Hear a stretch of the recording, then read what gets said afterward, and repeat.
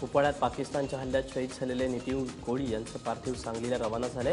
त्यापूर्वी कोळी यांचं पार्थिव विमानानं श्रीनगरहून पुणे विमानतळावर आणण्यात आलं। यावेळी पुण्याचे पालकमंत्री गिरीश बापट यांनी नितीन कोळी यांना श्रद्धांजली वाहिली। आज नितीन कोळी यांच्यावर त्यांच्या मूळ गावी म्हणजे सांगलीतल्या दुधगावात अंत्यसंस्कार करण्यात येतील।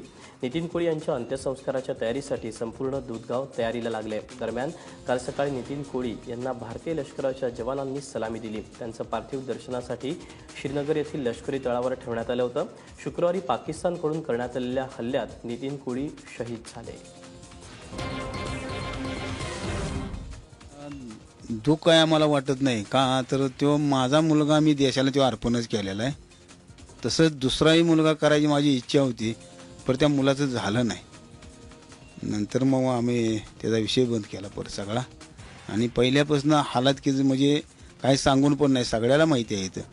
स्वतः तेव्हा हमाली करून पण हे करून बघितलं सगळं।